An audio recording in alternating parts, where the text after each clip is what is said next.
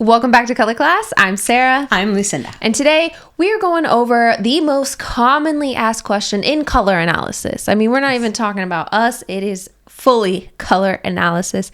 And this is really tricky, but we're going to simplify it because we're talking warm and cool colors today. It doesn't have to be tricky. No. And it's not really tricky. I think that, I talk a lot about people trusting their instincts. Mm-hmm.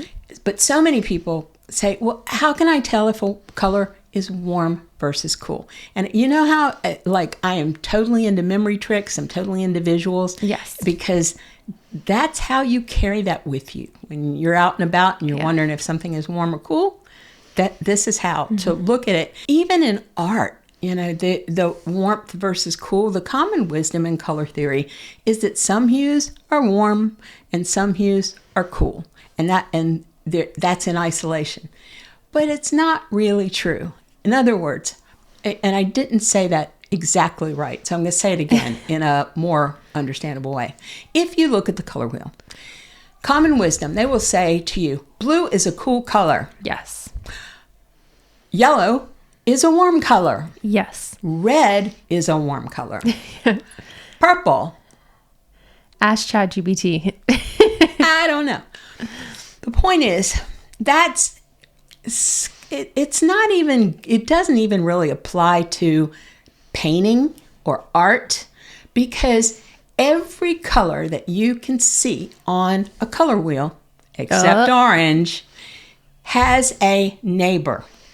Yellow has a neighbor, and it's green, or it's red. Well, or it's orange, sorry.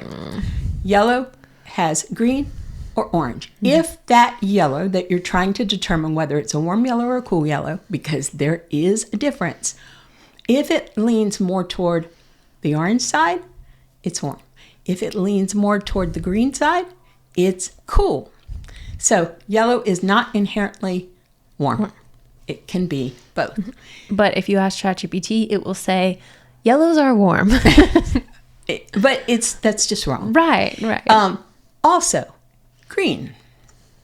If you want to know if you're looking at a green that is a warm green, look at it and say, is there more of its neighbor, which can be yellow or blue?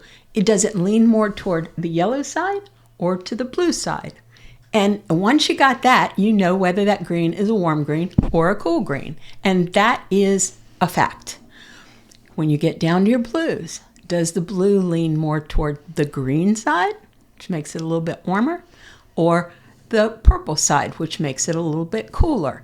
And if somebody says to you, blue is cool, and you're like, no, I know, because I go to color class, and blue can be both. It can be both warm or cool, depending on where, which neighbor that it kind of leans toward.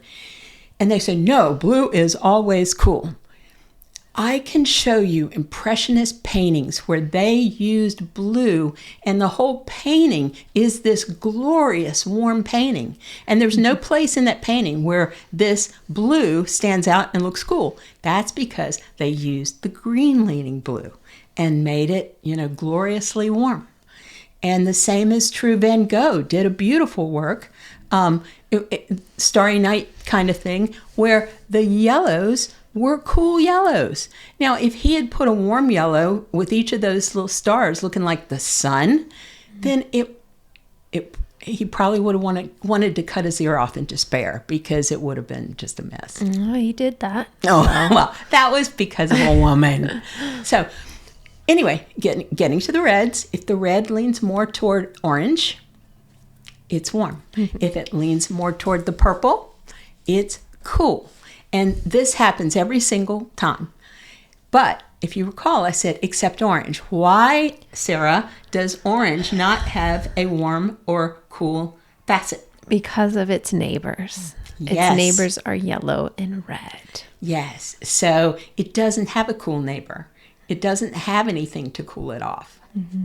So in the instance of orange, if somebody says to you, well, orange is always warm, you can say, yes, it is. Yes, that's true. I use fire and ice as my visual. Yeah. If you're trying to determine whether a color is on the warm side or on the cool side. Imagine it being engulfed in fire. And does it melt into that? Does it work in that environment? Or conversely, does it work better in just ice? But if you can picture the color working better with fire than with ice, then you've determined whether it's warm or cool. Now, of course, because this is so ridiculous, we are going to have this fire and ice graphic over on Patreon, just so you know what fire and ice look like. Sometimes it helps to have these really clear pictures. Right. Also, we're going to show you once again the color wheel, because knowing the color wheel and the placement of the color wheel. Now, I discussed Patreon. Links are at the end of the video or down in the description. Also, if you would like a custom color portfolio done with us, links are down below. So are our social medias. We'd love to meet you over there after you subscribe to this YouTube channel. So thank you for being here today. Lastly, I'm Sarah. I'm Lucinda. This has been another color class, and we'll see you in our next video.